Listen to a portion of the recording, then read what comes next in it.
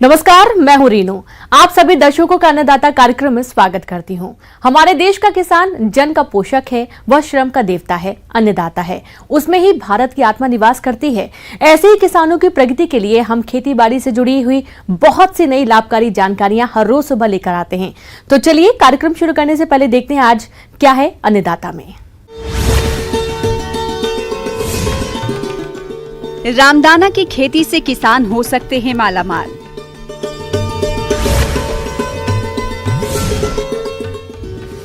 मक्का की उन्नत किस्में और बुआई तकनीक,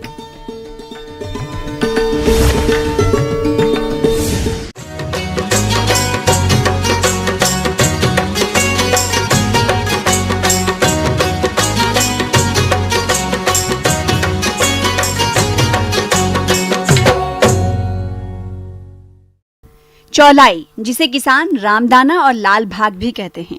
इस वक्त किसान इसकी खेती कर सकते हैं।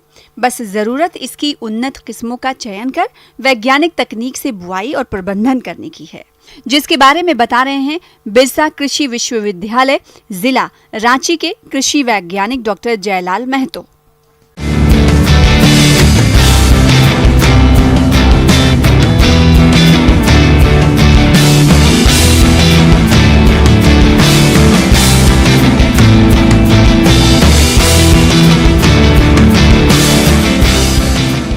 आप इसको रामदाना के लाई के रूप में आप खा चुके हैं।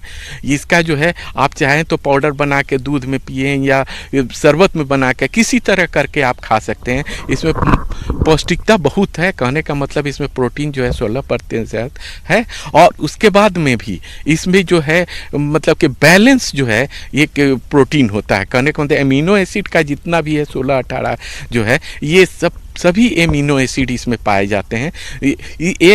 यह एक मतलब कि इस तरह का फूड है जो कि दाल और भात दोनों का काम करता है, इसीलिए इसको सुपर फूड के रूप में जाना जाता है। इसको जब भी आप फास्टिंग में रहते हैं, कहने का मतलब व्रत वगैरह करते हैं, उसमें खाया जाता है। इसकी महत्व ये है। रामदाना को चौलाई के नाम से भी जानते हैं, जिसका साग के रूप में भी उपयोग किया जाता है और इसी फसल का जब बीज उत्पादन लेते हैं उसे ही रामदाना कहते हैं। आज इस तरह की फसलें कम उगाई जा रही है, जबकि आज इस तरह के पौष्टिक फसलों को उगाने की जरूरत है, जिससे समाज से कुपोषण को दूर किया जा सके। रामदाना की खेती बहुत आसान तरीके से की जा सकती है। यह फसल लगभग 3 महीने में तैयार हो जाती है।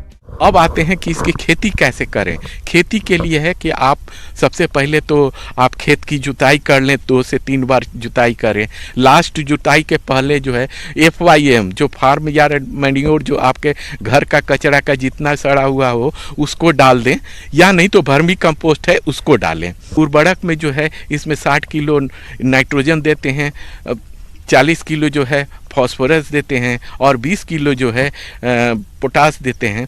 उसके बाद में सल्फर इसमें भी चाहिए 20 किलो। अगर आप SSP प्रयोग कर रहे हैं तो फिर आपको अलग से सल्फर डालने की आवश्यकता नहीं है। नाइट्रोजनस जो है उसका आधा जो है केवल सोई के समय देते हैं, आधा जो रहता है उसको नाइट्रोजन को रखते हैं उसको 2 भाग में। एक तो 20 दिन के अंतराल पर जब जो खरपतवार निकालते हैं उसको डालते हैं, और उसके बाद दूसरा जो आधा का आधा हुआ 1/4 जो हुआ वो 40 दिन पे जब हम खरपतवार निकालते हैं और अर्थिंग अप करते हैं, मतलब मिट्टी का भराव करते हैं, उस समय अर्थिंग अप या मिट्टी भराव के पहले खाद को, यूरिया वाले खाद को हम डाल देते हैं। शुरुआत में खाद उर्वरकों के प्रयोग के बाद खेत को बराबर कर लें और लाइन बना लें। बुआई लाइन में ही करें, क्योंकि लाइन में बुआई करने से फसल की देखरेख अच्छी होती है और उपज बढ़ती है। सीड रेट में भी ये चूंकि छोटा है तो इसमें जो है 2 किलो तो है 1 हेक्टेयर के लिए सफिशिएंट होता है। इसमें जो है आप बीज उपचार का ध्यान रखें। बीज उपचार करेंगे तो आपको जो भी है जो जमीन जनित जो है बीमारी वो रुक जाएगा। फिर उसके बाद में जो ऊपर से जो फंगल का है फंगिसाइड से करेंगे तो फंगल बीमारी से बचाव होगी। अब जो है कि जब खेत तैयार हो गया तो अब जो है पंक्ति हम निकालते हैं, तो पंक्ति के लिए हमको 45 सेंटीमीटर की दूरी होना चाहिए पंक्ति से पंक्ति, और ये पौधा से पौधा मतलब 20 से 20 की की दूरी जो है 10 से 15 सेंटीमीटर देते हैं। ये बहुत लोग जो छिटवा लगाते हैं, छिटवा में जो है आप 3 से 4 किलो यूज करेंगे, लेकिन उसमें क्या होता है कि आप जो है इंटर कल्चरी कहने का मतलब घास पात निकालने में आपको दिक्कत होगी और भी फर्टिलाइजर वगैरह अप्लाई करने में आपको दिक्कत होगी। लेकिन अगर पंक्ति में लगाएंगे तो पंक्ति में आप चलकर उसको फर्टिलाइजर देंगे, उसके बाद में उसका घास पात भी निकालने में आपको आसानी होगी। अब एक बात और ध्यान देना है कि ये भी एक बहुत महीन दाना है, कहने का मतलब बहुत छोटा सा है। इसमें भी वही करते हैं कि महीन जो मिट्टी का बुरादा या गर्दा किया हुआ, पाउडर किया हुआ, उस मिट्टी को 3 भाग मिट्टी लेते हैं और 1 भाग बीज को लेते हैं और उसकी बुआई करते हैं। जब पंक्ति बन गया तो उसमें जो है पहले चूना का करें, अगर अम्लता हो तो चूना कर डालें, उसके अंदर लकड़ी से थोड़ा सा हल्का सा मिला दें ताकि वो फर्टिलाइजर या बीज के कांटेक्ट में नहीं आए।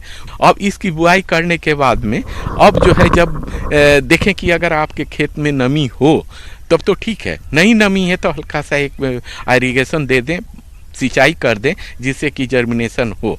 और उसके अंदर जब जर्मिनेशन हो जाए, पौधा का बढ़वार होता है, तो 20 से 25 दिन का अंतराल पर जो है आप खरपतवार को निकाल दें। उसके बाद में जब 40 दिन का हो जाए तो उसमें जो है ना मिट्टी को भी अर्दिंग अप, कहने का मतलब मिट्टी को चढ़ा देते हैं और चढ़ाने के बाद में, चढ़ाने के पहले थोड़ा सा हल्का सा खाद भी दे देते हैं। रामदाना की खड़ी फसल में रोग कीटों की समस्या बहुत ही कम ही आती है, इसलिए सिंचाई और उर्वरक प्रबंधन पर ही आपको अधिक ध्यान रखना है। इसके बाद कटाई मड़ाई पर विशेष ध्यान देने की जरूरत होगी।